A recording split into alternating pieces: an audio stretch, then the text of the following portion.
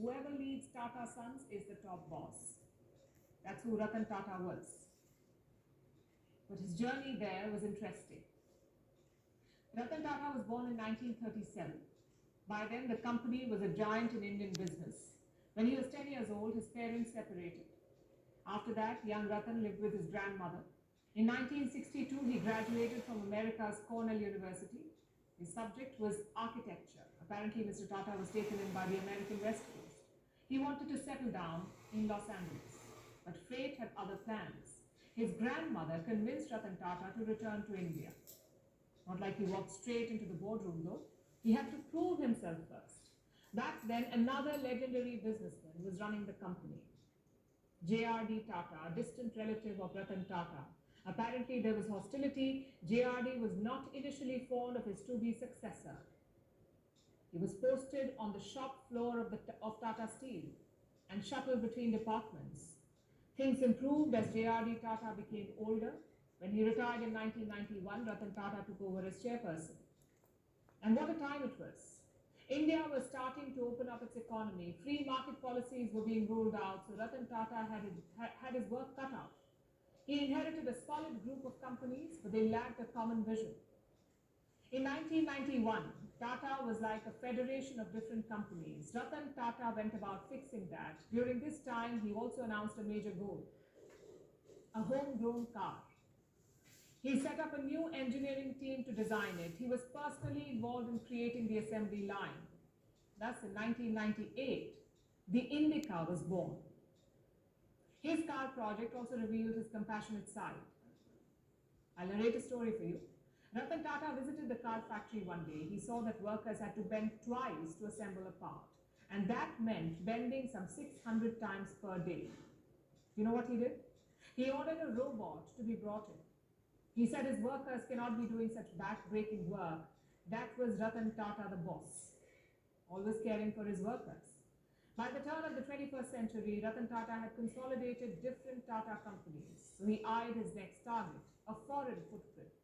In the year 2000, he led the acquisition of Tetley Tea. In 2007, he bought steelmaker Chorus. And in 2008, he made his biggest splash. Tata Group bought Jaguar and Land Rover from Ford. Again, there's a story behind it. Tata's Indica was not a success at first, so Ratan Tata considered selling the auto business. Ford was keen on buying it, so Ratan Tata and his team flew out to Detroit. But the meeting went really bad. Apparently, the Ford CEO humiliated Ratan Tata. He said to him, "You don't know anything about it, so why did you start the passenger car division?" The deal never went through, but it lit a fire in Ratan Tata. He got his redemption years later, in 2008. The Great Recession had hurt Ford's business. They could not hold on to Jaguar and Land Rover. Enter Ratan Tata. He bought them off Ford for $2.3 billion. Basically, he bailed out the company that humiliated him. Of course, not all of this was seen positively. Some people questioned this acquisition spree. You see, Tata was taking loans to buy loss-making foreign companies. A lot of experts wondered why, but Ratan Tata proved them all wrong. He retired as chairman in 2012, and by then, 2/3 of Tata's revenue came from abroad. It was truly a multinational company. And that's his business legacy. He took Tata to the world, all the while keeping his feet on Indian soil.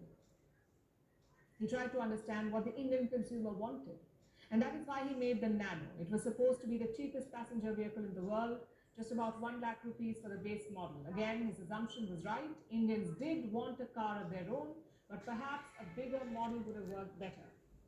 It's business at the end of the day. You win some, you lose some, and Ratan Tata won a lot more than he lost. But outside business, he only won. Ratan Tata became synonymous with philanthropy. He wasn't one for flashy cars or palatial houses. In fact, his Mumbai house did not even have guards. And he did not have to learn philanthropy. It's how he was brought up. The Tatas have always emphasized on giving back to the community. Listen to what their founder, Jamsetji Tata, said. The community is not just another stakeholder in business, but is in fact the very purpose of its existence. Ratan Tata lived by these words. You see, 66% of Tata Sons' equity was held by Tata Trusts. All that dividend money went straight to the trust, to charity. Under Ratan Tata's leadership, 10 cancer centers were set up in India, thousands of students got scholarships, and many universities received grants. When crisis struck, Ratan Tata was first to help. During the pandemic, Tata Trust donated $270 million to the relief effort, a huge sum for a single trust. When the 26/11 Mumbai attacks happened, Ratan Tata was personally affected. His Taj Hotel was among the targeted sites. Many of his employees and guests were killed. Ratan Tata paid lifelong salaries to the families of the slain staff, even built a memorial for them. A few years ago, he made a quiet trip to Pune. No cameras, no announcement, no fanfare. Do you know why? To meet a former employee who was ill. Imagine that, an 83-year-old man, one of the richest people with the most famous surname in India, driving down to see a former employee. It tells you a lot about who this man was, what he prioritized in life, how he treated his employees, and how he saw the world.